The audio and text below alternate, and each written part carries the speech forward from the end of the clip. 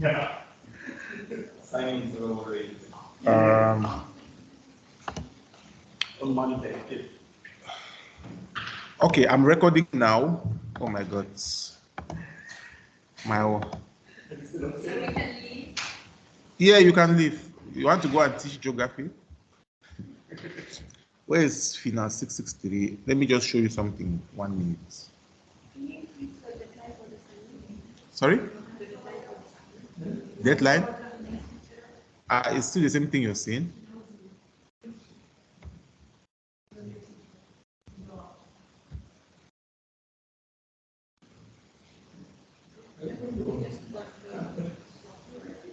Yeah, but you have enough time. Reduce the time you spend watching Netflix and increase study time. Increase study time. You watch Netflix, reduce your Netflix time, increase study time, you have no problem. Sorry? Okay, guys, look at what I'm trying to say. Really? But should I share my screen? Never got them.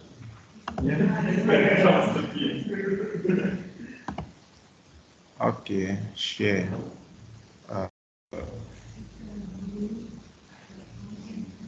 It's green.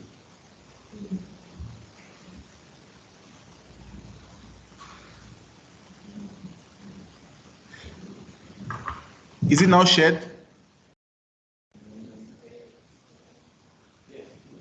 Okay, so this is the data you download. Like this is Boursa Istanbul Market Index. So you download, these are prices. This is what you download. These are the daily prices. You can use daily, you can use weekly. It doesn't matter, but it should be high frequency, daily or weekly. This is daily, right? You see, here is 3rd January 2005. Here is 4th January. This thing is slow. 5th January and so on. So you see, these are daily prices. But you cannot use prices. To model volatility, you need returns. So you have to change these prices to returns, and this is the formula. So you just take 100 times lean, current price divided by previous price. Once Divided by the previous. Current price divided by previous price. So like the blue price, which is today's price divided by yesterday's price. So when I was doing it, when I was recording the video, I forgot to put this lean, which actually is not really a mistake, because you know with returns, you can either have log returns or discrete returns. So I did not put this lean. I just went directly. So I calculated discrete returns, which actually is still returns, but of course it's always good to use log. So you have to put lean. So if you're watching the video, see that in my formula I did not put lean, but I got my returns, and then I use the returns to explain everything. So you understand everything I explained. But just this, maybe if I did not tell you, maybe some of you wouldn't have even noticed it, but at least I told you now. So this is the formula. Thank you so much. So Ikra, don't watch too much Netflix. Watch the video, you'll be fine. I'm sorry. Once you have these returns, it is the returns you are going to use on OsMetrics and, you know, to do your volatility, check the properties, the Gash models and everything. And you know, when you calculate returns, you lose one value. Yeah. You lose the first observation, because you know it's like current price over previous price. So with the first observation, there is no previous price, so you lose it, right? I have a question. Question, yes. In the question of the assignment, it said choose the best model. To choose the best model according to lowest probability, Yes, highest. I explained in the video. Yes, you know, when you do the 3 models, the Gash model, the E-Gash and the Phi E-Gash, now all these 3 models, you will need to use information criteria to choose the best. On OsMetrics, you will go to no, you see all the criteria, the Schwarz, Akaike, Han, and Queen. According to Akaike, they are telling you which is the best. According to Schwarz, so the one which is selected the most based on all these criteria, you select it. But I explained it well. If you watch the video, you'll be fine, most probably. All of you installed Postmetrics? Yeah. Okay. So I'm closing this now. We are not doing volatility. Don't save. What should we do today? What are we going to do?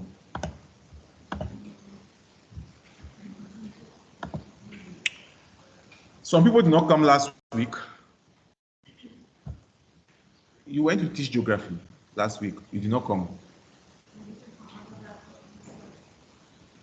You two did not come last week. You were having fun with friends. Even you did not come. Were you here on Friday? No.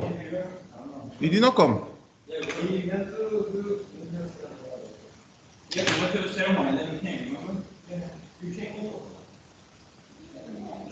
Were they there? Okay, because I know. But, oh, okay, sorry. But the Muslim guy was not here. He always. I'm sure he went to the mosque to pray. No. Yeah. And also the lady, the quiet lady. The quiet lady. You did not come last week. Why? You're fine now. Okay. Are you guys having a separate session there? I don't know how this is. Hello? Are you having a separate session? What are you talking about? Are you talking about unit good test? Sorry? Which app? ECONOMETRICS. But you should try after. You have to try now. Because she has math. Yeah, but you should try after the. Now, like now, you're trying to be distracted. So maybe you can try later. You understand? Like you are distracting him and he's distracting you. So both of you are distracting each other. So there is a bidirectional distraction, which is not really. Okay, guys, let's do something. So what are we going to do today? Yeah. What have you? Sorry. What did you do with Niga Hoja? What we finished with. You forgot? You're trying to check your notes. We have been in Cointegration. Cointegration. Okay. Causality. Since you forgot what you did, I will remind you what you did. What did we do last week? We Yes. Unit goods, right? Units. I don't like this font size. Times New Roman.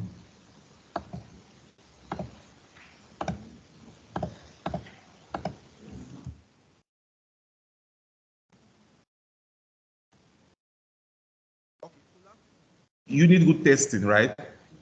And I told you that this is always the first step in time series analysis. We have to run unit good tests. Why? To check if our data is stationary or not. Yes, why are we interested to know if it is stationary or not? To be able to check which method we're going to use. Of course, he will tell us a method to use, but why? Why can we not just go directly and just use any method? Why must we, first of all, determine if it is stationary or not? Why is it important? I gave you some reasons. I think 3 reasons. You forgot? So sorry.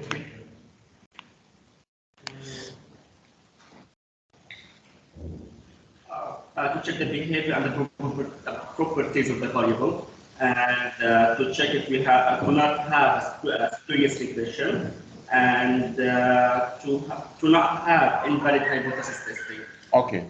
Because I'm very sure Niga Hoja will ask this question. She likes asking it. She might ask, why is it important to carry out non-stationarity tests, unit good tests, or why is it important to know if the variables is stationary or not? Yeah, because you know, whether it is stationary or not, it will affect the properties and the behavior of the variables. For instance, if it is stationary, shocks to the system will die away gradually. But if it is non-stationary, if there is any shock to the system, it will remain persistent. And secondly, we want to make sure it is stationary, because if it is non-stationary, we might have a spurious regression. And I explain what that means. And also the third point, if it is not stationary, then hypothesis testing will not be valid, because all the T ratios will not follow T distribution and the F statistic will not follow F distribution. Okay, you know that. So with unit root tests, we saw 3 types of tests, right? Which test did we see? You forgot? We saw the augmented decay Fuller and the Phillips-Perron unit root tests. Forget these kind of things. And we also saw the KPSS stationarity test. So with the ADF and PP tests, the null hypothesis is telling you that there is a unit root. The alternative is telling you that there is no unit root. But with the KPSS test, it is reversing the hypothesis. Instead, the null is telling you that it is stationary, which means there is no unit root. And the alternative is telling you that there is, or it is non-stationary, right? Okay. And we did the practicals, the application. So that was just a review of what we did last week. Now, when we run this unit root test, let's say we have our variables in our study, we want to carry out a study. Of course, you have your dependent variable and your independent variables. You have some variables, let's say 3 or 4 variables. Depending on the results, we can have 3 kinds of results. Results, unit root tests. So we can have all variables are I0. What does I0 mean? All variables are I1, and we can have mixed order of integration, which means some variables are I0 while others are I1. So when you run your unit root tests, you can have one of these, right? It's either all your variables are I0, which means they are stationary at level, so there is no unit root, or all of them are I1. By the way, I0 means integrated of order 0. Or all of them are I1. I1 means 1 unit root, which means non-stationary at level, but stationary at first difference. Or we can have a mixed order of integration. Maybe some of the variables are I0 and then others are I1. That's a mixed order of integration. So either we can have 0 order of integration, or they are integrated of order 1, or mixed order. About I2. I2 means 2 unit roots. That is non-stationary at level, non-stationary at first difference, but stationary at second difference.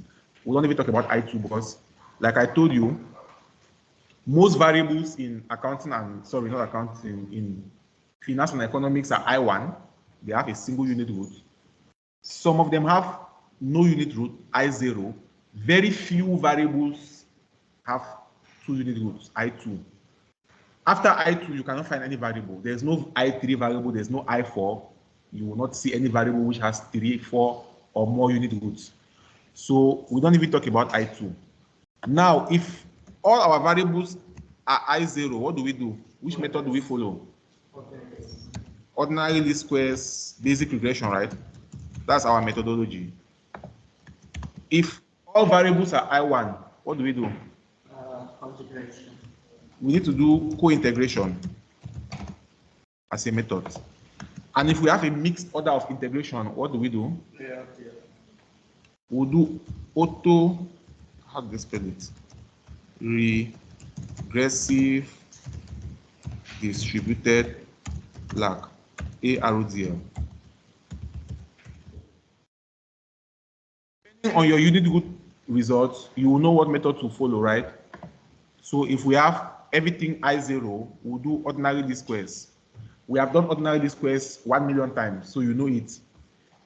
Now, if everything is I1, we'll do co-integration. That's what we are going to do today. If we have a mixed order of integration, we'll do ARDL. This is what we'll do next week, right? A root DL. So today we are going to do co-integration. Co-integration. Now, what is co-integration? Anybody? Why is everybody checking their notes? You did not study? Sorry?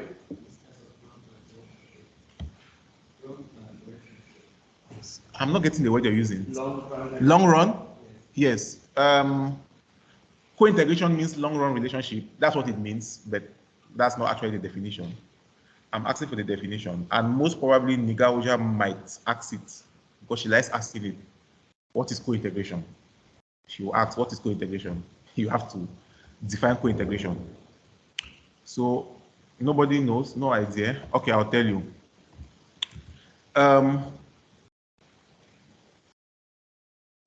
There's an example Kohan likes using. Should I use the same example?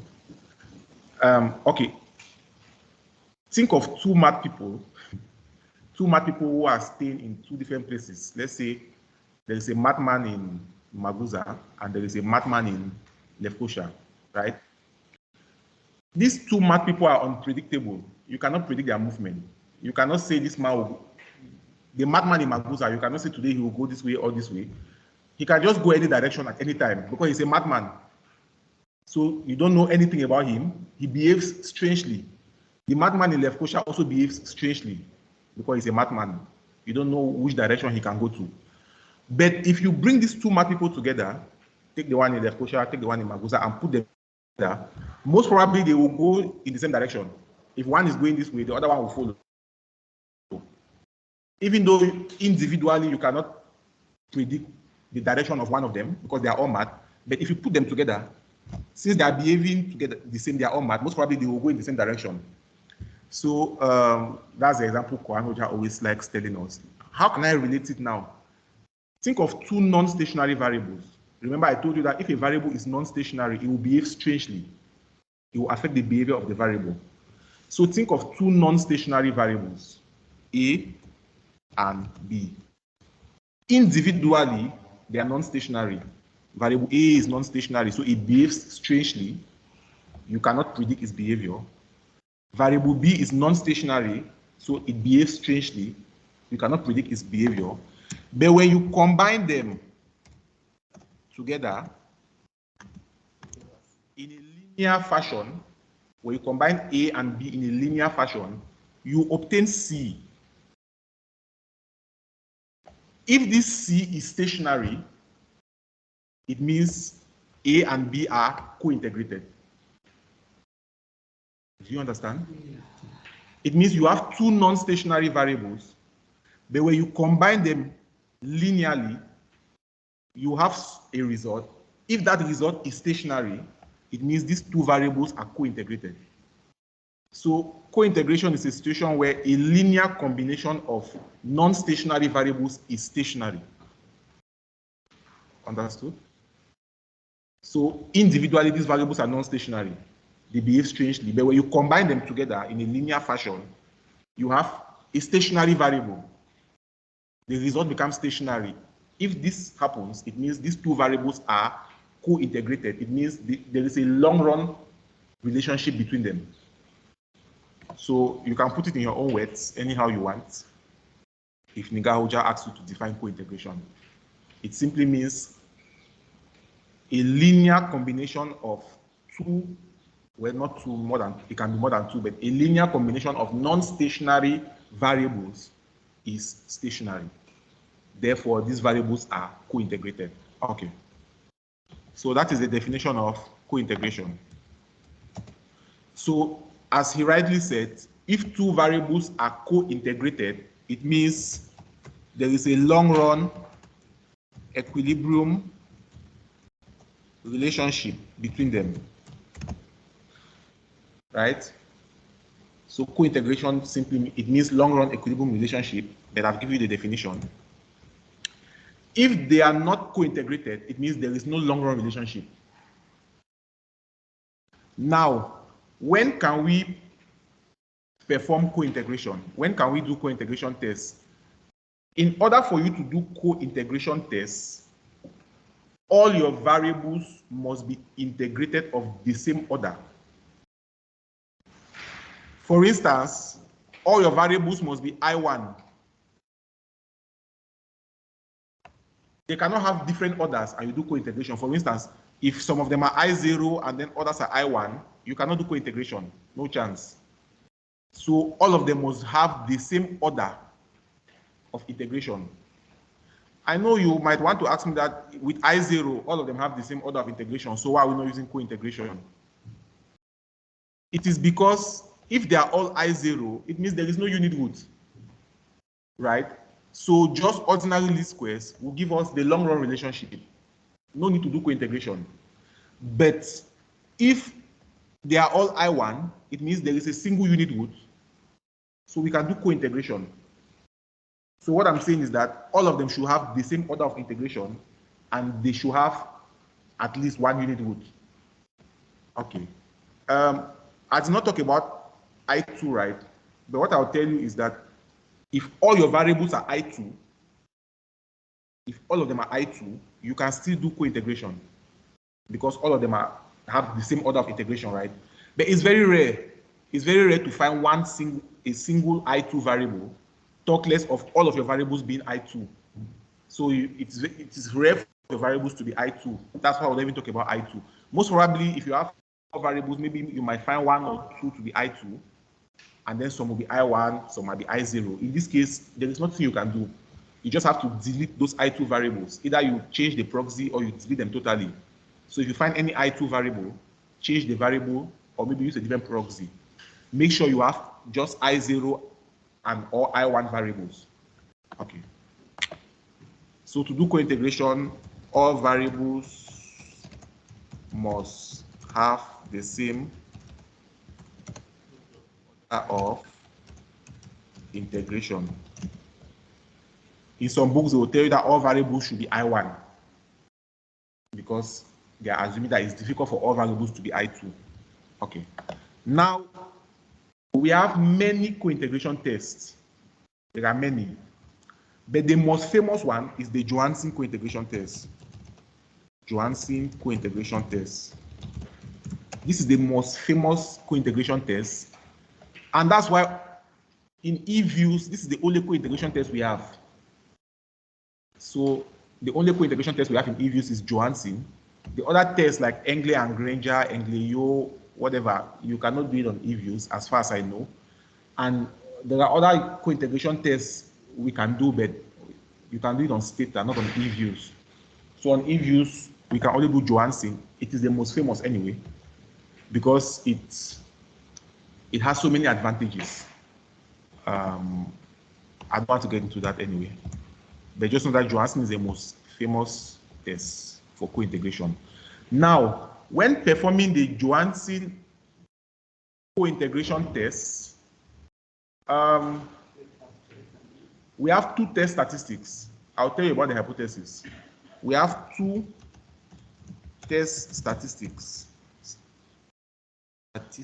How do they spell it? Am I spelling it well? We have the trace test statistic. We have the maximum eigenvalue. So these are the two test statistics we use to perform the Johansen co-integration test.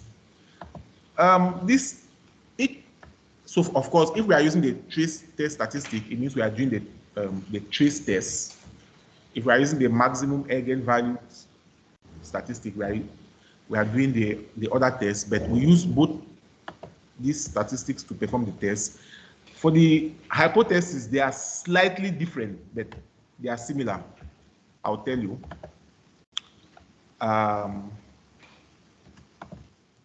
These things.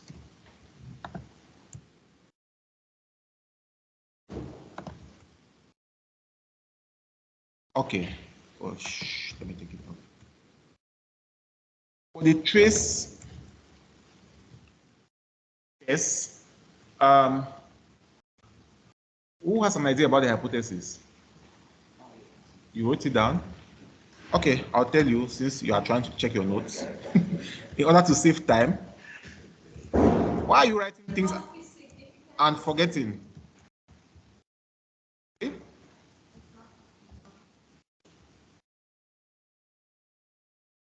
You said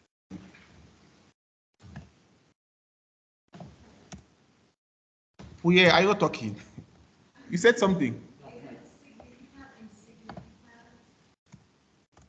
Okay, I'll tell you. Don't bother.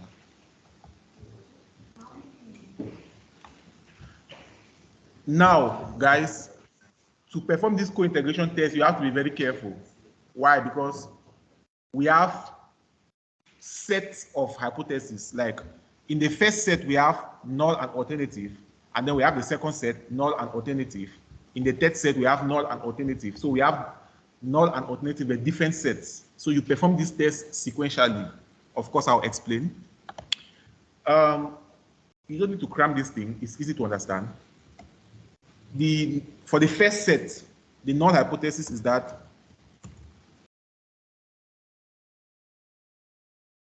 there is no co-integrating vector. Isn't it that there is a count for it? For example, if it's at level 0, and if you got to reject it if there is no integration according to the P or the rank of the matrix. I understand what you're trying to say. Yes. Don't bother. I will make things easier for you. Guys, are we together? Yeah. It's like you're tired after the first 5 minutes. We have not done anything, you know. First 5 minutes? Yeah, we'll spend just 5 minutes here. This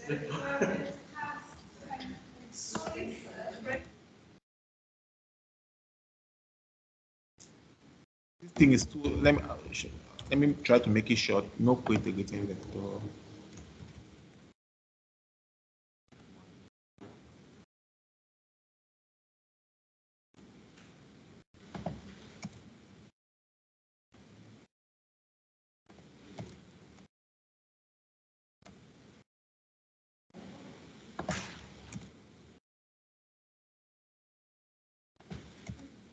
I was saying that the rank P.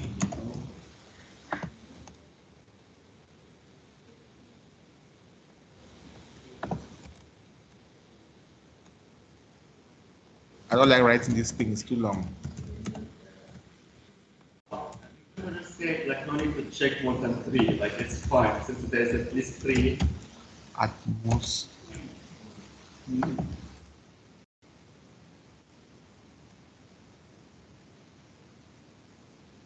Yeah. Okay, guys, these two people, what's happening to them? What are you busy discussing? About homework. I didn't know what Yeah. to have to download the app. But you can talk after. Must you talk now? You should talk about co-integration. Just sleeping. Then you can chat. You can chat. No, I can't.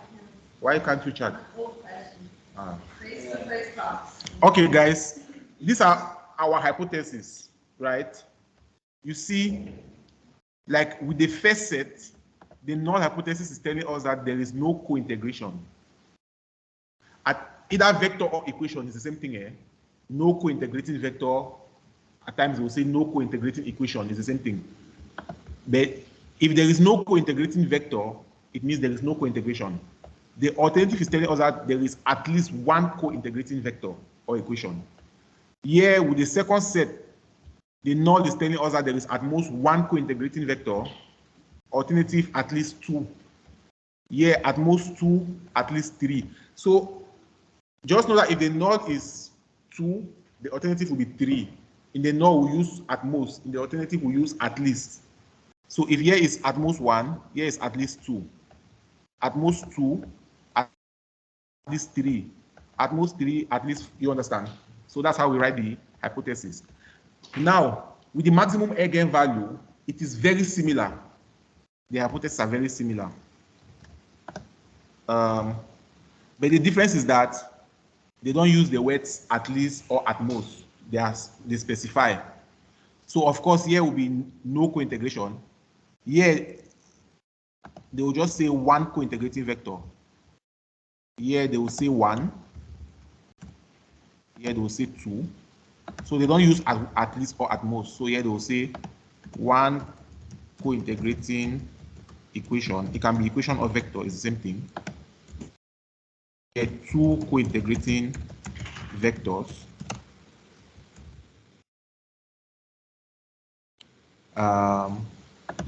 Here will be 2, and here will be 3. Here will be 3, and here will be 4. Yes, 4. This is at econ values, right? Yes, and yes, 5. So you discover that with the, whether with the trace test or with the maximum eigenvalue, the hypotheses are very similar. The only difference is that with the maximum eigenvalue, they don't use the words at least, at most. You understand? But with the trace test, they use at most at the null hypothesis and at least at the alternative. Once you know this hypothesis, it makes your life easy. Okay. Now, you might ask me that, why have we ended at least 5 or at most 4? Why do we not go down? Why not at most 5, at least 6, at most 6? Where do we end? It depends on the number of variables. If, say, n equals 4, what does it mean? N equals 4 means you have 4 variables, right? Guys, in your study, if you have 4 variables, then you end here. Your hypothesis will end here, right? What does it mean? It means here you have n, and here you have n minus 1. So if you have 4 variables, then your final alternative hypothesis will be at least 4. And here you also end here. You will not continue. You will not include the one down. If you have 5 variables, then you can include this. If you have 6 variables, you go one step down. So it depends on the number of variables. Understood? Yeah. Okay. Now, how do we perform the test? I will show you the practicals anyway. I'm just trying to explain. When performing the test, the idea is, first of all, we want to find out if there is co-integration or not. That's the first step. Well, that's the main idea. Now, so we'll perform the first test. It is the first test that will tell us if there is co-integration or not. If we cannot reject the null hypothesis, it means there is no co-integration, right? In the first test, if we cannot reject this null hypothesis, it means there is no co-integration. Therefore, we conclude that there is no co-integration. No need to even perform the other tests. No need. But if we reject this hypothesis, if we reject the null and accept the alternative, what is the alternative? It is telling us that we have at least one co-integrating vector. Therefore, there is co-integration. In order for you to have co-integration, you must not have 2, 3, 4, 10. Just one is enough. If you have more than one, the better. But just one is enough. So if you have at least one co-integrating vector, you conclude that there is co-integration. So just this first test will tell us if there is co-integration or not. Now, if we don't find co-integration, then no need to continue. But if we find co-integration, then we can go a step further by trying to identify how many co-integrating equations we have, right? Okay, fine, we have found co-integration. Now we ask ourselves, how many co-integrating equations do we have? That's when now we go down to perform this other test. Now, once you reject this null and you accept this alternative, it tells you that there is co-integration. You move to the second test. You perform the second test. If you reject the null and you accept the alternative, you move to the third test. You only stop where you can no longer reject the null. Okay, let me explain again. Remember, with the first test, if we cannot reject this null, we stop. It means there is no co-integration. No need to do the other tests. But if we reject the null and we accept the alternative, it means we should do the next test. If with this next test we cannot reject this null, we stop. we don't do the other test down. But if we reject this null and we accept this alternative, we move to the next test. So you keep performing the test sequentially until you get to a point where you can no longer reject the null. If you keep rejecting the null, you need to move to the next test, right? But if you reach a point where you can no longer reject the null, you stop there. And at that point, you will be able to determine the exact number of co-integrating vectors. Okay. Take for instance, let's say we perform this test, we reject the null and accept the alternative, and we move to the next test. We reject the null and accept the alternative, and we move to the next test. With this next test now, assume that we cannot reject the null. Yeah, but I told you why you should move to the next test. You were not focusing. You were discussing. Okay, so who can explain to me why do we move to the next test? I just explained 10 seconds ago. Like if we perform the first test, when can we move to the next test? Then you accept when you reject the null, you accept the alternative. Yes. Whenever you reject the null and accept the alternative. I mean, after the second one, why do you go to third and fourth? We're trying to find how many co-integrating vectors we One have. is enough. If you say one is enough, is enough. Yes, one is enough to tell you that there is co-integration. Right? If you find just one co-integrating vector, it's enough. It means there is co-integration. If our aim is to determine if there is co-integration or not. But it's important for us to know But how then, many, yes? yeah, maybe if you're writing your research paper, you might want to indicate that, okay, I found co-integration. I found 4 co-integrating vectors. Or maybe Nigaoja might ask you in the exam that how many co-integrating vectors are there? Okay, there is co-integration, but co-integration can mean 1 co-integrating vector. It can also mean 2. It can also mean 3. Just 1 is enough, but you can have more than 1. So how can you determine the exact number of co-integrating vectors? You have to perform this test sequentially, right?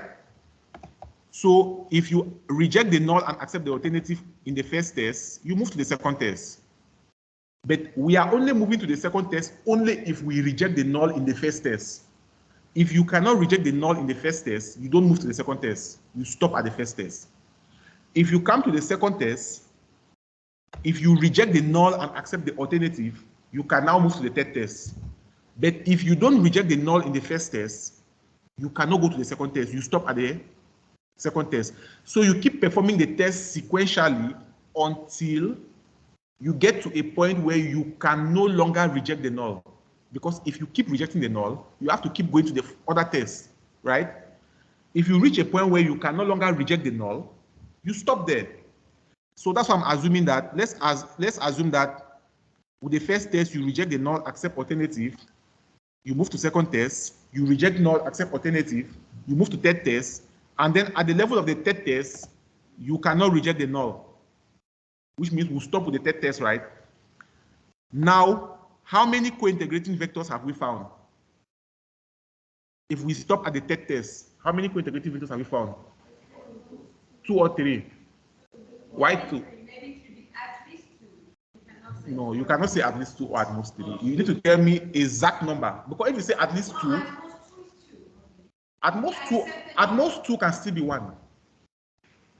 At most 2 means don't go above 2. It can be 0, it can be 1. At least 2 means it can be 2, 3, 4. Based on the first test, so we can say 2. Because it says at least 2, here it says at most 2. Okay. If you want to quote the number of co-integrating vectors, you don't mention at least or at most. You give the exact number. 2 is 2. 2. Is it 2 or 3? 2. Everybody says 2. Why 2? Why 3? Because this is 3 here. Is this not 3? Well, then We stopped at this test, and this test has 2 and 3. So why 2? Why not 3? I thought you were not able to reject the null. That's why I said 2. this one is 3. Okay, that's correct. I thought you stopped at the one above. Yeah, we stopped here, right? So you didn't reject, right? Okay, let me color it so that you can see. Here we rejected the null and accepted the alternative. We came to next test. We rejected the null and accepted the alternative. And we came to next test. And then at this test, we were hooked. We could not reject the null here. So we stopped at this test. The question I'm asking now is how many co-integrating vectors do we have? 2, right? It's easy. Why? Because look at the previous test. Yeah, you're correct. You're correct. With the previous test, okay, guys, look, with the previous test, we rejected the null. The null is telling us that we have at most 1, which means not more than 1, but we have rejected this. And we accepted the alternative which says we have at least 2. So which means we can have either 2, 3, 4, but at least 2. Then, but when we came here, we could not reject the null which says at most 2. So if we accept the fact that there are at least 2, but we cannot reject the fact that there are at most 2, it means we have exactly 2. Understood? So it means we found exactly 2 co-integrating vectors. So this is how we perform the test in order to determine the exact number of co-integrating vectors. And we go on like this, you go on until you reach a point where you can no longer reject the null. You only stop where you can no longer reject the null. as much as you No. don't find more. Yeah, it depends on the number of variables you have.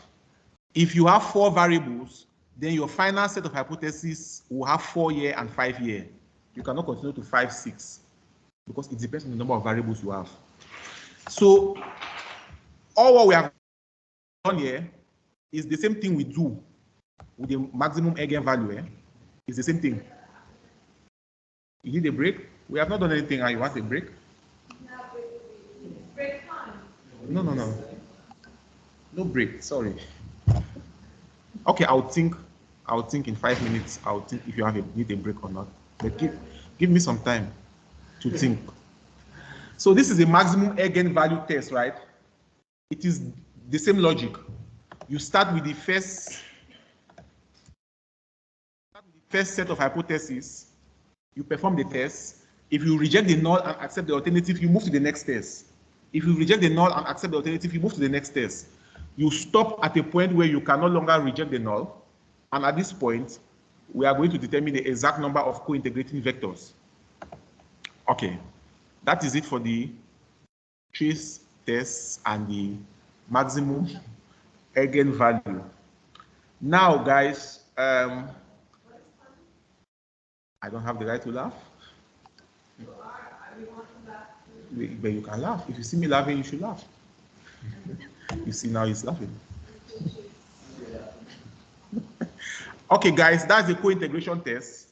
Now,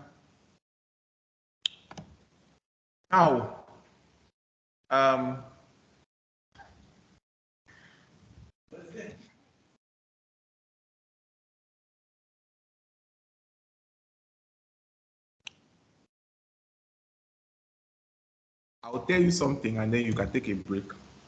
So that was it for the co-integration test. Now I want to tell you about the Johansen procedure, guys. Remember, if all our variables are I1, we need to do co-integration, right? But there is a procedure we have to follow. So I will tell you the procedure, the Johansen procedure.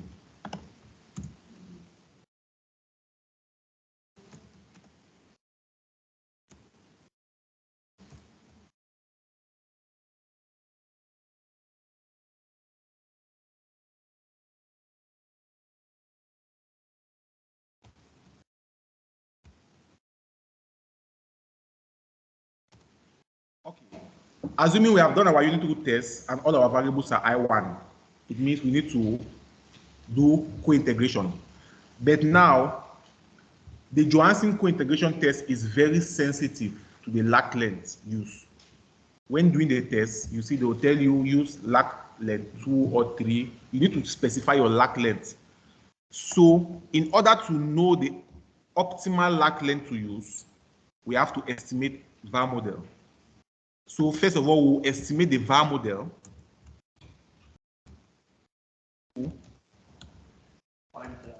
Determine the optimal lag length, right? Why? Because this optimal lag length, we are going to use it in the Johansen co-integration test. After determining the optimal lag length, we have to make sure that the VAR model is stable. So we'll determine if it is stable by using regressive roots. I will show you in the practical, don't bother.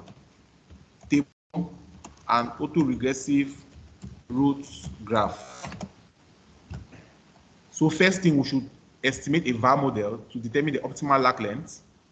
Secondly, we need to check if the VAR model is stable, because if the VAR model is not stable, then this lag length it is telling us might be wrong. So we need to make sure that the VAR model is stable. And to check if the VAR model is stable, we'll check the graph and the table. Next, after we have made the optimal lag length, we'll use this optimal lag length to perform our Johansen co-integration test, which I've explained above. And in the Johansen co-integration test, we'll use both the trace statistic and maximum eigenvalue. I've explained the tests above. Now, when we run Johansen co-integration tests, it will tell us if there is co-integration or not. Long run equilibrium relationship or not. So if there is co-integration, it means there is long run relationship, right? If there is no co-integration, it means there is no long run relationship. And just the first test will tell us if there's co-integration or not. After that, we can perform the other tests sequentially to determine the number of co-integrating vectors, as I've explained. Now, guys, after doing this, we need to estimate vector error correction model. Why? Why do we estimate vector error correction model? To find the speed of adjustment. Eventually, we'll find it, but that's not really the reason why we estimate it. Okay, I'm going to tell you. Now, guys, we'll do ARUDL next week, but I should mention something to you about ARUDL. ARUDL has an advantage over Johansen co-integration because ARUDL will tell us if there is long-run relationship or not, and that same ARUDL will give us the long-run coefficients, right? So it will tell us if there is long-run equilibrium, long-run, let me just say long-run relationship or not, and it will also provide us long-run coefficients. That's the advantage. Why is that an advantage? With Johansen co-integration tests, it will only tell us if there is a long-run relationship or not. That's all it will tell us. But it will not give us the long-run coefficients. In order for us to get the long-run coefficients, we need to estimate a vector error correction model.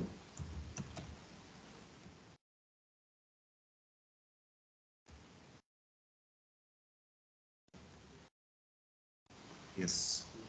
You understand? So first of all, we will perform Johansen co-integration tests to find out if there is long-run relationship or not, if there is co-integration or not. If we don't find co-integration, we cannot do vector error correction model. Why? Because vector error correction model is to get long-run coefficients. But if Johansen test is telling us that there is no co-integration, it means there is no long-run. Why then should you go ahead to get long-run coefficients? So we cannot do vector error correction model if there is no co-integration. You stop, you do something else. I don't need to tell you, I don't want to get into that. But if we find co-integration, then we can do vector error correction model as a next step because it will give us the long-run coefficients. ARUDL is advantageous because it provides, it tells us if there's long-run relationship or not, and at the same time, it provides the long-run coefficients, right? So the vector error correction model will give us the long-run coefficients. It will also give us the short-run coefficients. And most importantly, it will give us the coefficient of the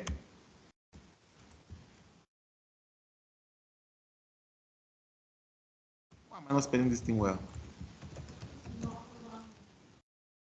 Of the error correction term.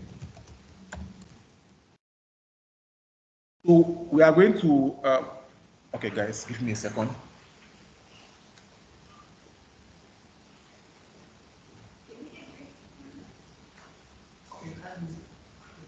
Yes, you can take 5 minutes break.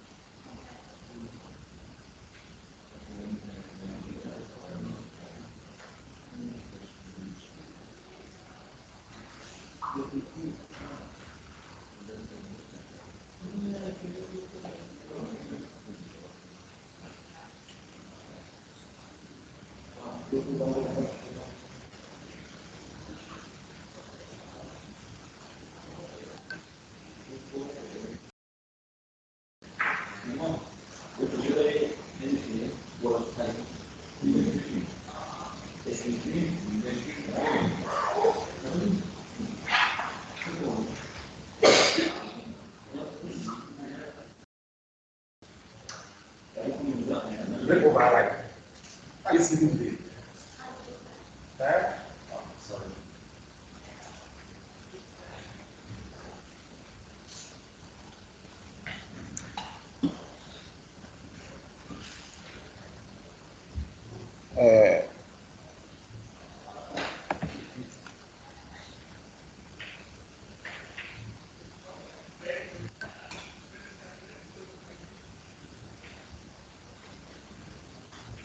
I'll stop sharing. When they come back, I'll start sharing. So remind me.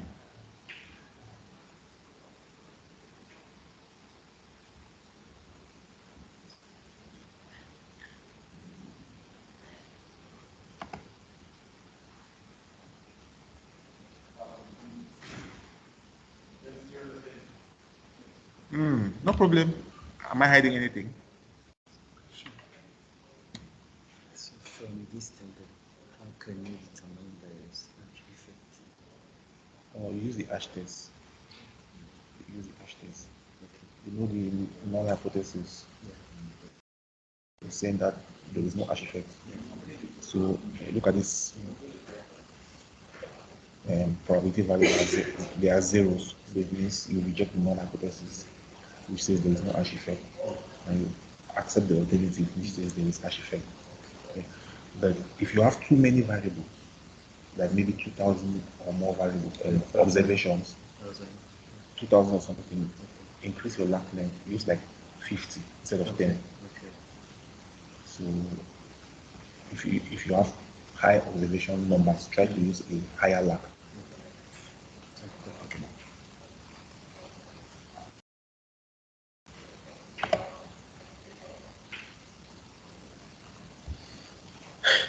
It's break over, they should come. Yes, we need to do the practicals. There's no time. It's more than 5 minutes, right?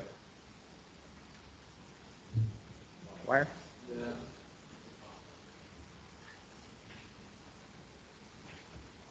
You know,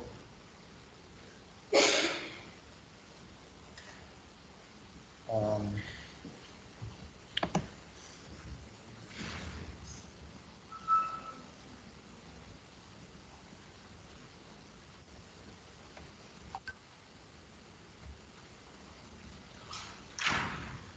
guys, it's break over, right?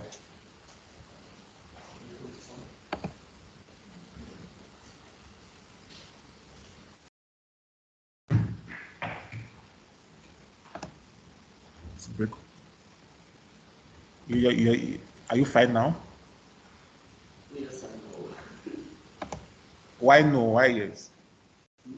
Why yes and no? Yes, because I got my PhD. And then why no? No, because we have a work to do.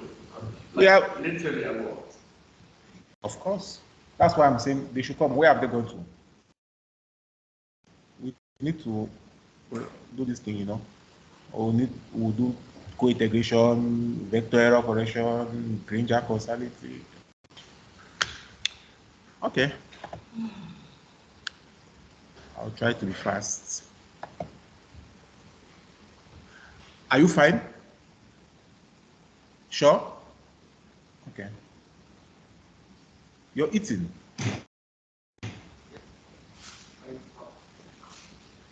Why are you eating? I was going to call you.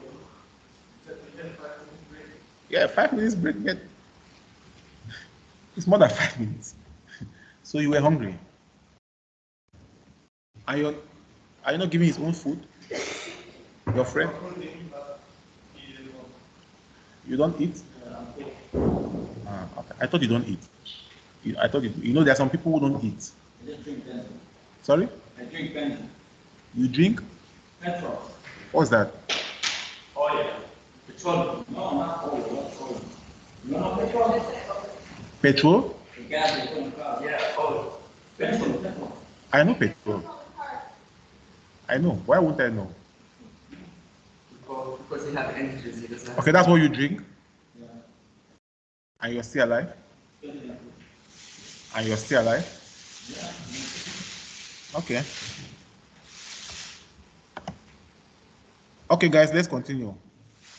Who else is not here? Ikra and Yeah, we a lot. yeah, she should go. She disturbs a lot, you know. Yeah. She shouldn't. She was distracting you and you were distracting her. Yeah. So I'm sure she will be better off watching the video rather than coming to distract. Guys, where are we? Okay, I will share again and we'll run up.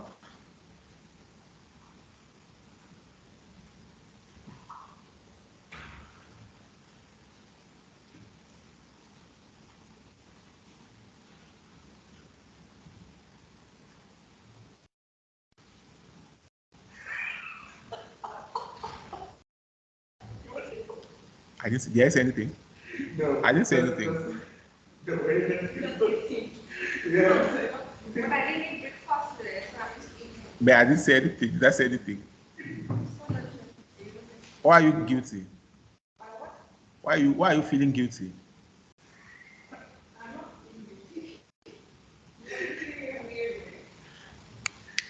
Is the screen shared? Okay. All this time, you don't realize my name. Sorry? What's Not my name? Your name? Yeah.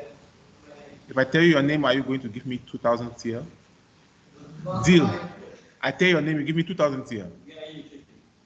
If I don't tell you your name, I give you 2,000 TL. Deal? Yeah. Deal? If you give, If I tell you your name, you give me 2,000 TL. If I don't tell you your name, I give you 2,000 TL. Deal or no deal?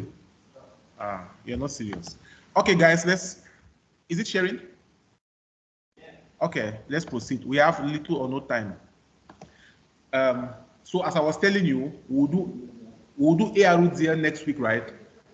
But I just gave you now the advantage ARUDL has over Johansen. And I told you that, you see, Johansen test will only tell us if there is long-run relationship or not, if there is co-integration or not. But if we find co-integration, how then can we get these co-integrating coefficients, these long-run coefficients?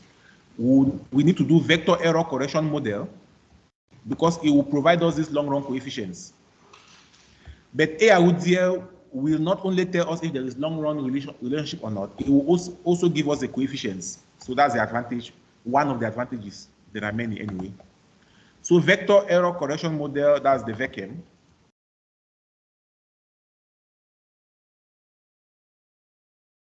It will give us long-run coefficients, short-run coefficients, and it will also give us the coefficient of the error correction term. This coefficient of the error correction term is very important. It's actually the most important thing you will get from the vector error correction model. It tells us the speed of adjustment of the dependent variable, what's its long-run equilibrium value after a short-run shock. More about this, it will take me time, but just know that is what the coefficient of the error correction term is telling us. It's telling us the speed at which the dependent variable will adjust to its long-run equilibrium value whenever there is a shock in the short run. Okay. And this coefficient of the error correction term must satisfy some conditions. There are three conditions. First, it must be negative. Second, it must be statistically significant. And third, it must be less than 1 in absolute value.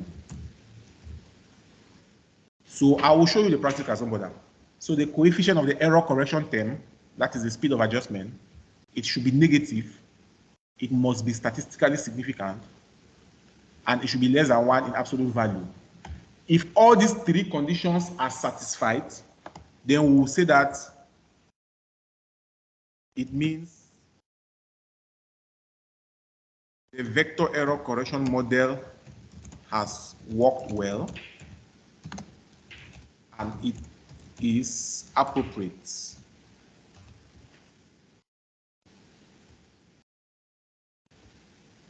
Appropriate for examining long-run relationships, right? So in order for us to make this statement, these three conditions must be satisfied. If one of them is not satisfied, it means your vector error correction model has not worked well and you cannot use the results, unfortunately. But this third one is not too strict. Even if it is not less than 1, it can be greater than 1, but it should be less than 2.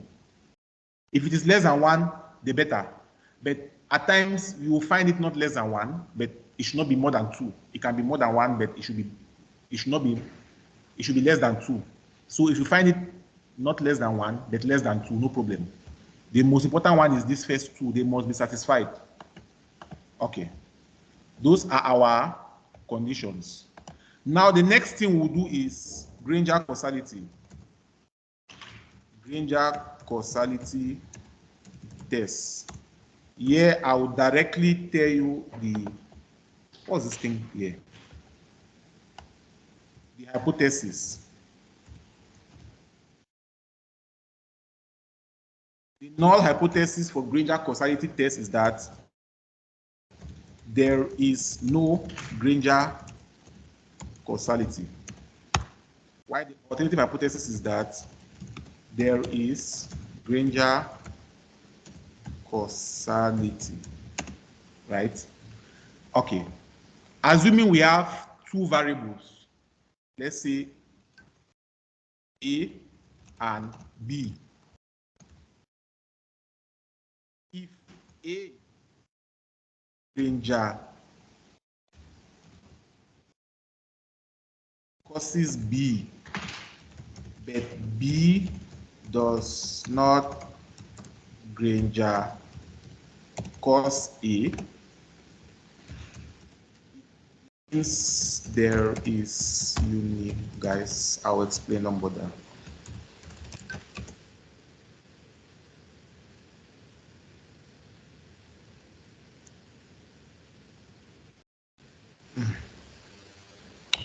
I just want to write it and then I'll explain.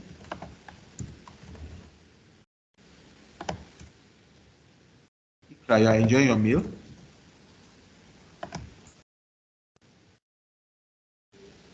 No, why not? Eat your food. Why not? You want to die? No, eat your food. You can collapse, you know. Hunger causes people to collapse. Yeah, eat. That's why you were saying we should have a break. You wanted to go take your food. Yeah.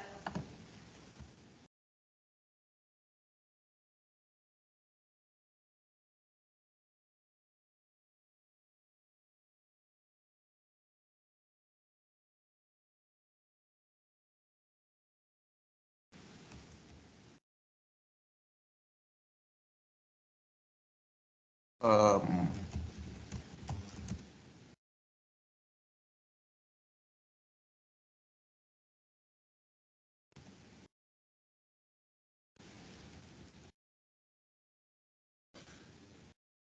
okay, I'm explaining now. Imagine we have 2 variables. Of course, to Granger causality test, this is our hypothesis, right? The null hypothesis is telling us that there is no Granger causality, while the alternative is telling us that there is Granger causality. Now, if we have 2 variables, if variable A Granger causes B, but B does not Granger cause A, it means we have unidirectional causality running from A to B. It means it goes in one direction. A Granger causes B, but B does not Granger cause A. Now, if B Granger causes A, but A does not Granger cause B, it means we have unidirectional causality running from B to A. But what if it goes in both directions? If A Granger causes B and B also Granger causes A, that is a causality runs in both directions. It means there is what we call bidirectional causality. So you should be able to know the difference between unidirectional and bidirectional causality. Okay. Now, guys, this Granger causality is an addition to the methodology. What do I mean by that? The methodology ends here. The methodology starts with unit root and ends here. Remember, you have to start with unit root, right?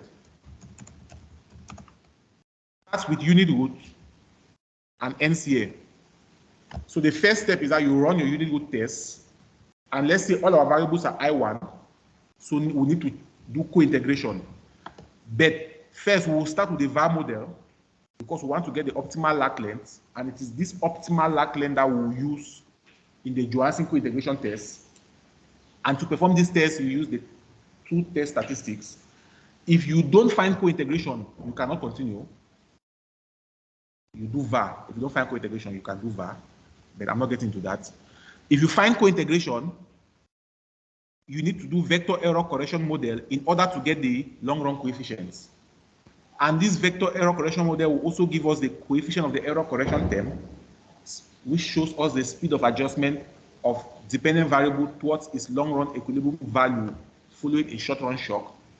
And our methodology ends here.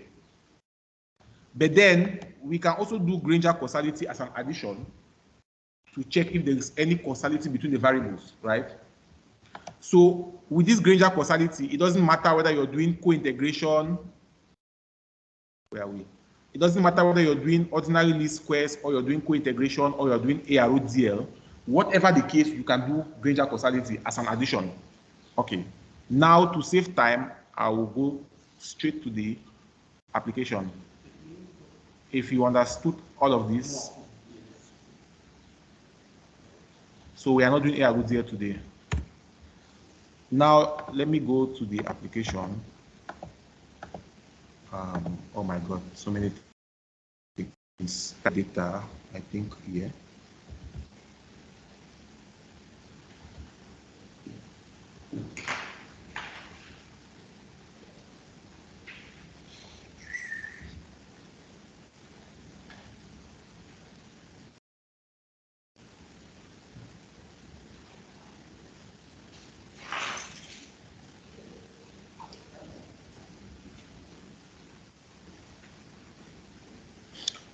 Okay, this is our data, right? We have, by the way, it is quarterly data. You see, quarter. We have 3 variables. Our dependent variable is unemployment, and our 2 independent variables are inflation and interest rates. So I will put in eViews. I will use eViews 12.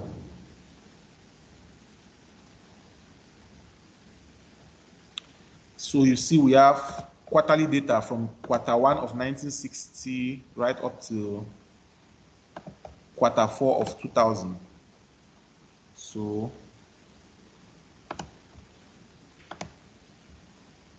I'll change this annual to quarter because it's quarterly data, right?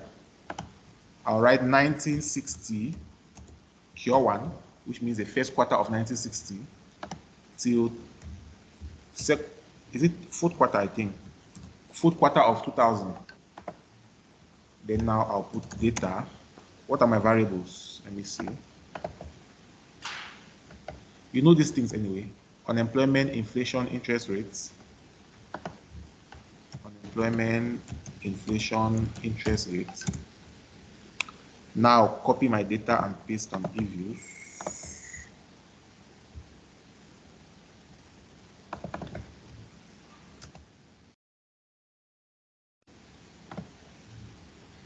So you have to paste it in the first cell here.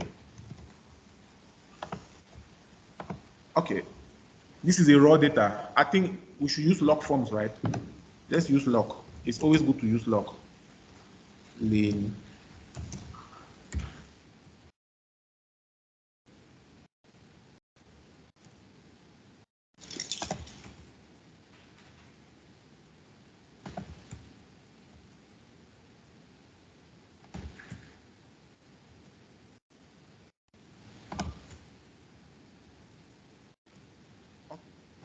So we have our data on eViews.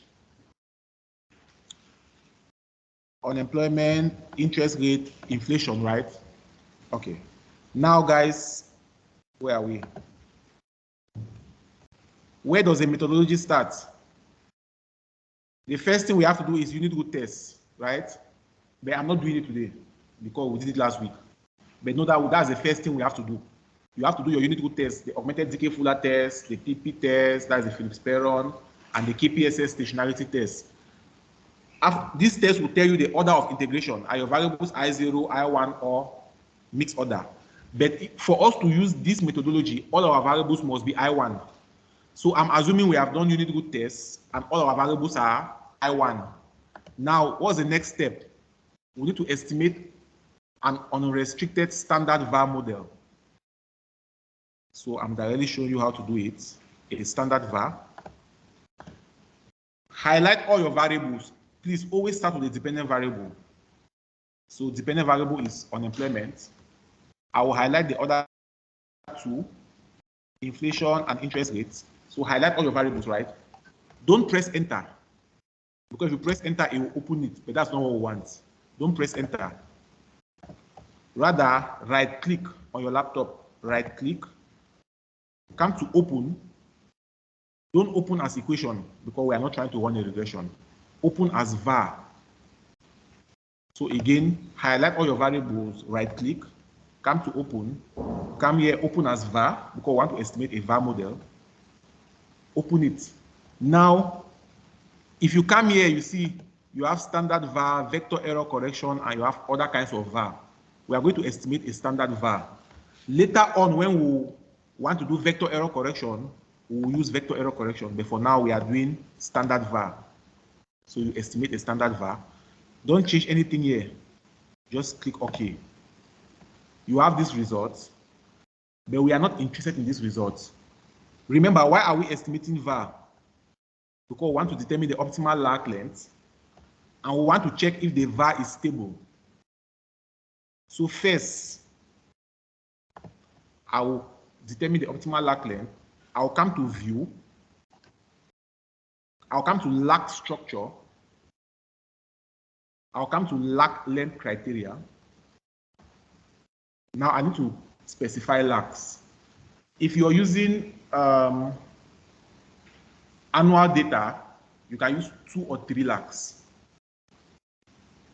If you have a high number of observations, you can use 3 lags. If you don't have high number of observations, you can use 2 lags, but 2 or 3 lags. With quarterly data, you can use 4 or 5 lags.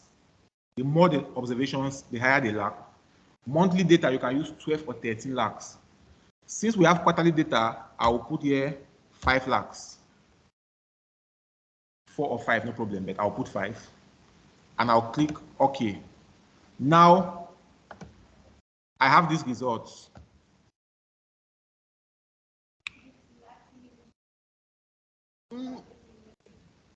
Well, it's not too important. Of course, well, it's important because you need to, for instance, you cannot put 2 lags for quarterly data. Quarterly data should be 4 or 5 lags. But annual data, you can use 2 or 3 lags. Monthly data, 12 or 13 lags. So just imagine you're using 3 lags for monthly data. It's not too good. So try to, okay, we have the results, right? Now, this is lag 0, lag 1, lag 2, lag 3, and so on. So how do we know which of them is the optimal lag length? You can use, you see, these 4 criteria. This is final prediction error, archaic information criteria, Schwartz criteria, and Quinn. So the optimal lag length is the one that is being, which is being chosen the highest number of times by this criteria. For instance, the final prediction error, according to, you can even use this, you can include this one as well. You can use all 5, no problem. So the criteria chooses the best lag, it will put a star. Can you see this star? So according to this criteria, the best lag is lag 3, right? According to this criteria, the best lag is 3, right? According to archaic, the best lag is 3. According to Schwartz, it is 2. According to Hanan Quinn, it is 3. So you discover that out of the 5 different criteria, 4 of them are telling you that lag length 3 is the best. Therefore, our optimal lag length is 3. So you have to copy this table and paste and you interpret. Well, don't copy and paste, create your own tables. But you have to say, according to these 5 criteria, 4 of them are saying that lag length 3 is the best. Therefore, my optimal lag length is 3. So the one that is being selected the most number of times is your optimal lag length, right? And it is very important for us to determine the optimal lag length because when we want to run the Johansen test, we are going to use the optimal lag length. It is very sensitive to the lag length. So our optimal lag length is 3. So we have determined our optimal lag length. Next, in order for us to trust this var model, to trust if this lag length it is telling us is reliable or not, we must make sure that the var model is stable. If the var model is stable, then we can trust its selection. But if the var model is not stable, then we cannot trust it. So next, we need to check if it is stable. To check if the VAR model is stable, we will look at both the autoregressive roots table and the autoregressive roots graph. So come to view, still come to the very last structure. First, you can look at table before graph, anyone, but let's start with graph. Now, looking at this graph, you can copy and paste and interpret.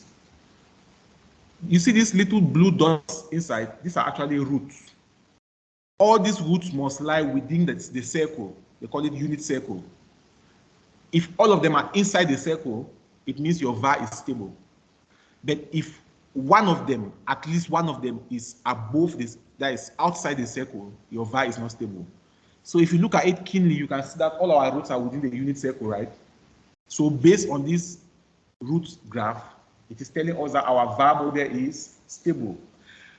This one is very clear, but at times, you can see you can have a root which is very close to this edge. Maybe it is touching the circle. So you cannot really determine if it is within or without. You need to check the graph, so the table. So come again to view, black structure, table. So the table will confirm the results of the graph. None of these moduli here should be bigger than 1. If all of them are less than 1, it means your VAR is stable. So you see here the highest one is 0.96. So you see all of them are less than 1. If any of them is bigger than 1, it means your VAR is not stable.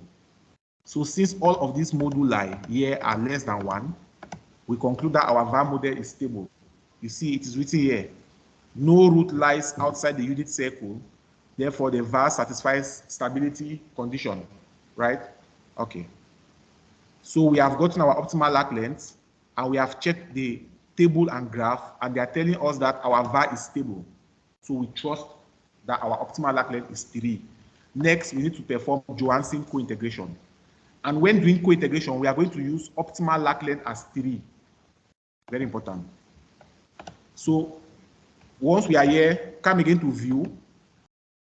You see cointegration. Come to cointegration.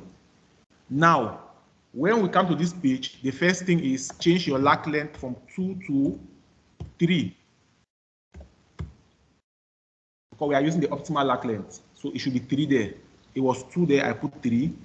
Don't change anything here.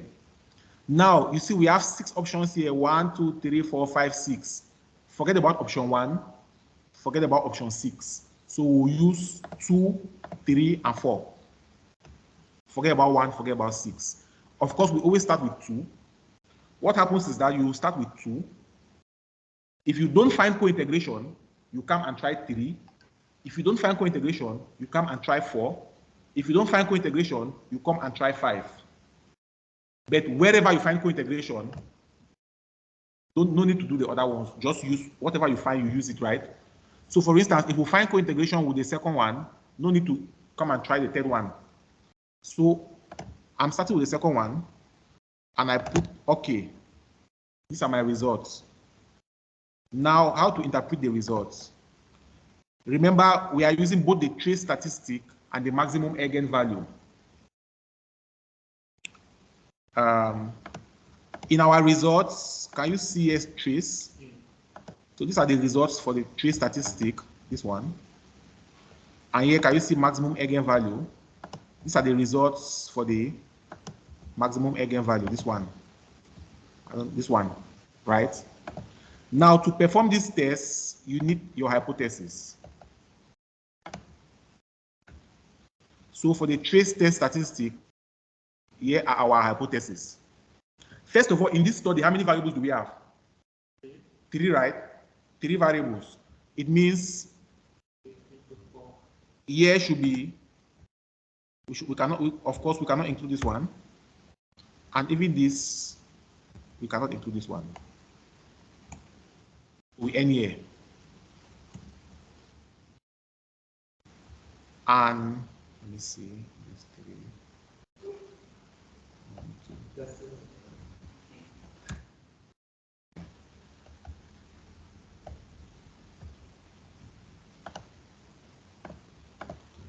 Now, we'll start with the trace test statistic. Guys, here you only find the null hypothesis. Like this none stands for the null hypothesis that there is no co-integrating vector. Here, at most 1 stands for the second set null hypothesis, at most 1. Here, at most 2 stands for the third set, at most 2. So the results give us just the null. You need to know what the alternative is. So with the first null hypothesis, now look at our trace test statistic and compare it to the critical value. You see that our test statistic is bigger than critical value, which means we can reject the null and accept the alternative. So it means we will reject this null and accept this alternative. Therefore, there is co-integration because we have rejected the fact that there is no co-integration and we accept the fact that there is at least one co-integrating vector. So whatever the case, we have found co-integration, right? Now, we can move further to find out the number of co-integrating vectors present if we want. And by the way, you see this star here. This star means you reject. So of course, we reject. With here, there is no star, so we cannot reject. And you see the test statistic is less than critical value, so you cannot reject, right? So with the second test, which is this one, we cannot reject the null. Since we cannot reject the null, we stop. We don't move to the third test. Therefore, we end at this test. So how many co-integrating vectors do we have? Just one. And you see, it's even written there, according to the trace test, they found just one co-integrating equation, right? With the maximum eigenvalue is the same thing. Maximum eigenvalue. You see here, there's no star, which means you cannot even reject. But let's see. The test statistic is not greater than critical value, therefore you cannot reject, right? So with the first set of hypotheses, we fail to reject the null hypothesis, which means there is no co-integration, so you cannot even continue. So now, according to the trace test, it's telling us that there is co-integration because we found one co-integrating vector. But according to the maximum eigenvalue test, it's telling us that there is no co-integration. It depends on you, the researcher. So in this case, you can report only the trace test in your study, and you say, according to this test, I found co-integration. Then you continue. You cannot report maximum eigenvalue because if there's no co-integration, there's nothing you can do. But if both tests are telling you that there is no co-integration, it means there is no co-integration. You can have a situation where both tests are telling you that there is co-integration, which is good. You report both. But in this case, since one of the tests is telling you that there is no co-integration, you cannot report this test. So you report just a trace test, and you say, I found one co-integrating vector. Of course, there is co-integration. Now, since there is co-integration, and we found one co-integrating vector, the next thing is we need to get the long-run coefficient. Because this Johansen test is only telling us if there is co-integration or not. But then we need to get the long-run coefficients. So we need to do VECM. So you see, we found one co-integrating vector, and we found that there is long-run relationship. Co-integration means long-run relationship, right? So now, the next thing is, how can we get the long-run coefficients? We estimate vector error correction model. Now,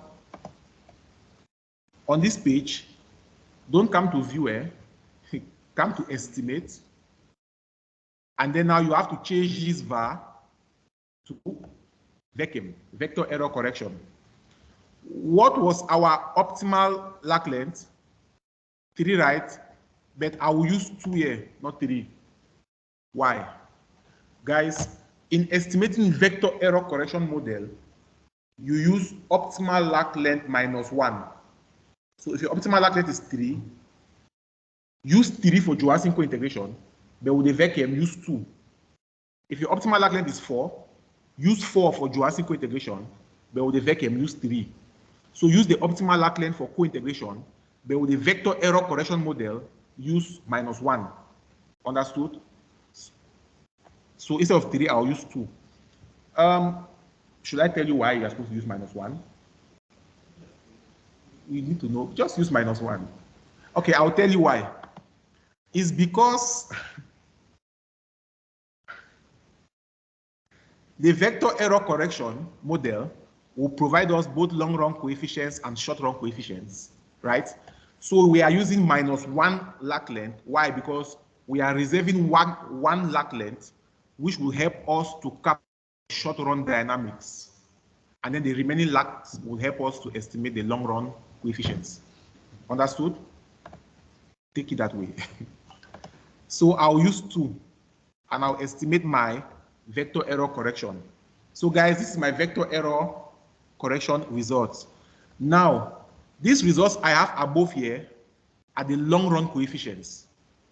Remember, the VECM will give us long-run coefficients, it will give us short-run coefficient, and it will also give us coefficient of error correction term, right? 3 things.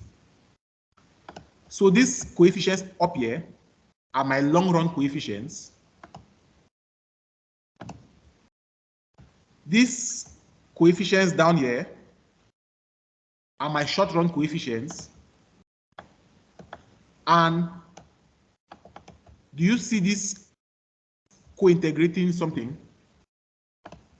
This coefficient here, the first one here, is the coefficient of the error correction term. It is very important.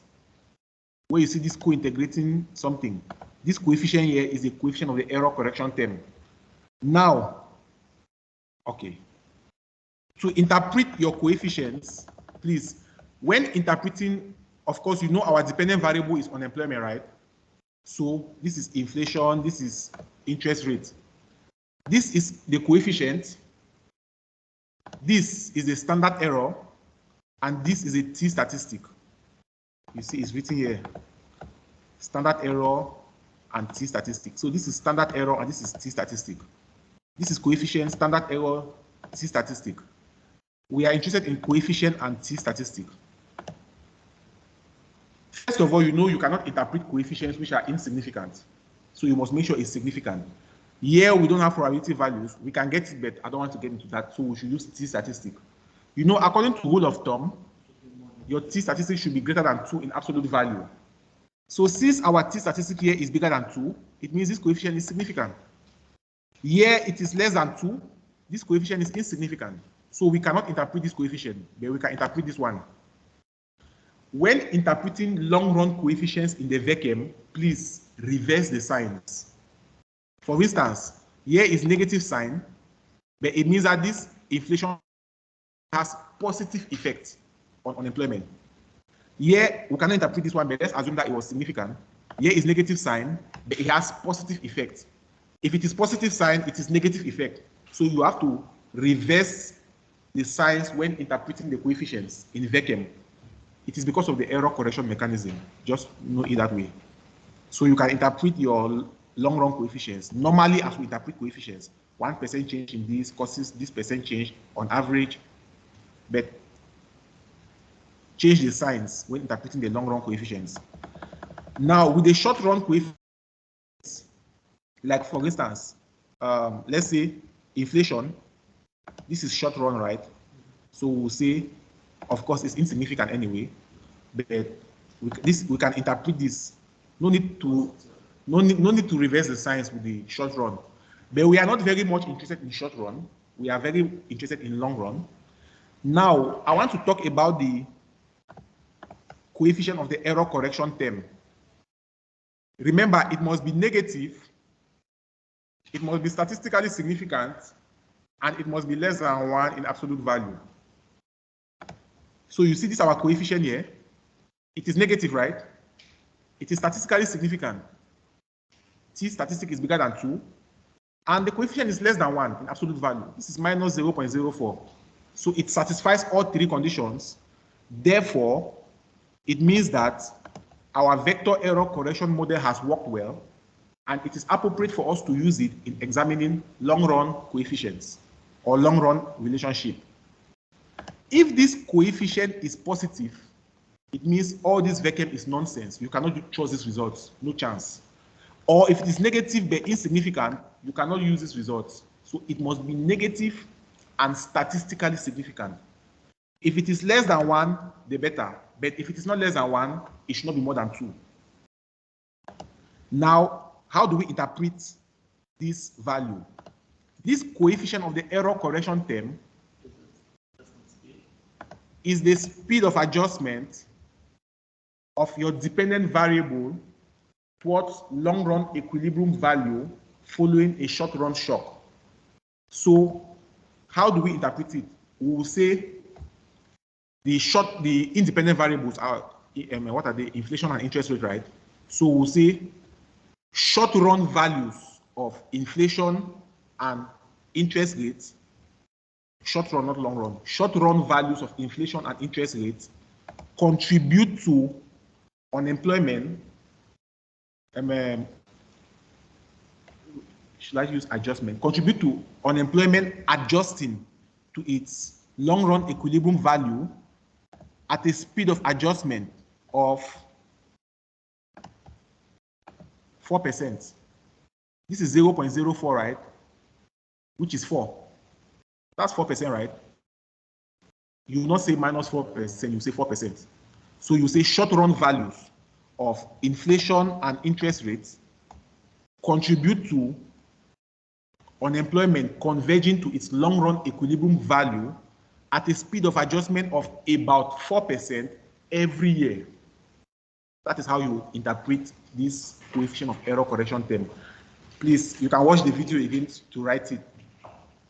So it shows us the speed of adjustment of the dependent variable towards its long-run equilibrium value following a short-run shock, and also giving the short-run contributions of the independent variables. Okay, that is it for the VECM. Now, we can also check this. Let me see, residuals. Like you see, we can also check the autocorrelation, normal residuals, right? You can also check if the model has autocorrelation, if it is normally distributed, if there is heteroscedasticity. You can check these kind of things, and it is same hypothesis. You can check it and interpret it if you want. I want to go into Granger causality. But before going into Granger causality, we have 4 minutes. Okay. Instead of 220, I will take 225 so I can finish it. I want to show you something which I'm sure Niga Oja will ask in the exam. She likes asking it. Guys, please pay attention to this equation. It's very important. Of course, our own study has 3 variables: unemployment, inflation, and interest rates. I took this equation from one paper I was writing. In my own paper, I had CO2, financial development, renewable. So I also had 3 variables. This was my dependent variable: carbon dioxide, financial development, and renewable energy consumption. So in your own, you can just change it. For instance, instead of CO2, you put unemployment. Here you put inflation, and here you put interest rate, right? So instead of this CO2, it will be unemployment, inflation, interest rate. If you have more than 2 variables, if you have, let's say, 4 variables, it means here you add a 4th variable, and here you also, so this is just for 3 variables, but you can have more than 3 variables. Now, once you have this equation, this beta 3 here, in fact, all these guys in brackets shows the error correction term.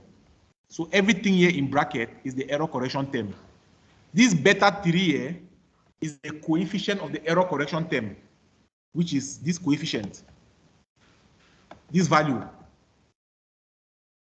is this beta 3 here. So you take that value and put it here. Then let me see. Anyway, I wrote everything here. Y1 and Y2 are your long-run coefficients. So you see this Y1 here is your long-run coefficient, and this Y2 is your long-run coefficient. So from this equation, you know these are your long run coefficients. So you take these values from here and put it there. And then from down here, you can use these ones for -1. Forget about this -2. So here for inflation rate, this is a short run coefficient. If I come down, for interest rate, this is the short run coefficient. So these are the short run coefficients. In this equation, this beta 1 and this beta 2 are the short run coefficients. So you can take the short run coefficients and put it here. I'm saying so because Miga Oja will ask you in the exam that making the VECM and everything, she will say you should write the VECM equation. So this is the equation, and you know how to get the coefficients. You have to say something? Sorry? Can you share this with us after that class? This part, But it's shown in the record. Okay. So you know that this is the coefficient of the error correction term. This Y1, I explain everything here. You understand? So you know how to write your VECM equation and interpret. Okay, so that is it for VECM. Now I will show you Granger causality test in the last 5 minutes. With Granger causality test, we have this hypothesis, right? So it is, once we have our results come to view, still come to lack structure, you see Granger causality block exogeneity test, open it, and these are your results. You can interpret it. Now, for the test, it is taking each of the variables as a dependent variable, and then it is trying to. So, first of all, here, the first variable here is our dependent variable, unemployment, and we have these results. Next, it will take inflation as dependent variable, and it has results. Next, it will take interest rate as dependent variable, and it has results. How do we interpret the results? First, remember this variable is unemployment, right? So this is inflation. Check probability value. Is it significant? No, it's not significant. Therefore, we cannot reject the null, right? It means there is no Granger causality. So what we'll say is that inflation does not Granger cause unemployment. There is no Granger causality between inflation and unemployment in the short run, not long run. I'll tell you why. Look at interest rates. Can we reject? We cannot reject, right? You cannot reject the null. It means there is no Granger causality. So here you will say interest rate does not Granger cause unemployment in the short run. So all of these guys in here are for the short run. But when you consider this all, it is for the long run. And this all means you are combining them together.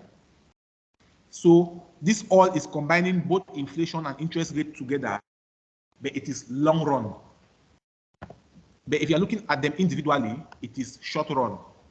So again, you see this value is greater than 5. It means we cannot reject, right? So it means there is no Granger causality. What do we say there? So we say all the variables combined do not Granger cause unemployment in the long run. So we are talking about the individual ones, it is short run. But we are talking about all of them, it is long run. So you see, look at this case. Here we can reject. So since we can reject here, it means we'll reject this null and accept this alternative, which means there is Granger causality. So what we'll say here is that in the short run, unemployment Granger causes inflation in the short run. Here we cannot reject. It means interest rate does not Granger cause inflation in the short run. Here we can reject. It means both unemployment and interest rate together Granger cause inflation in the long run. So for all it is long run, individually short run. So you can do same for all of them, right? And then after you have gotten all, whether there's Granger causality or there's no Granger causality, you can try to compare it now. For instance, if interest rates, let's assume that interest rate here Granger causes unemployment, right? But unemployment does not Granger cause interest rate. It means there is unidirectional causality running from interest rate to unemployment. If A Granger causes B, but B does not Granger cause A, it means there is unidirectional causality from A to B. And if B Granger causes A, but A does not Granger cause B, it means there is unidirectional causality from B to A. But what if they Granger cause each other? Assuming that interest rate Granger causes unemployment, and unemployment also Granger causes interest rate. So I Granger cause you, and you also Granger cause me. It means it runs in both direction, right? In that case, there is bidirectional causality. If both of them Granger cause each other, it means there is bidirectional causality. So I think that is that. That is that. Well, in this case, there is only unidirectional causality. Yeah, you can check it. You can check the results and interpret based on the way I explained to you.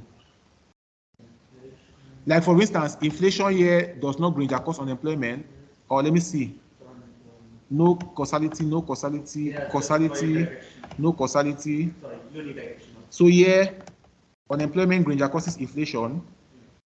Here, unemployment causes it. So just unidirectional. We don't have bidirectional causality. So that's the methodology. But remember, like I told you, this Granger causality is just an addition. Actually, your methodology starts with unit roots and ends with VECM. So next week we'll do AROZL. Everything fine? Okay. See you guys next week. Sorry for taking your time.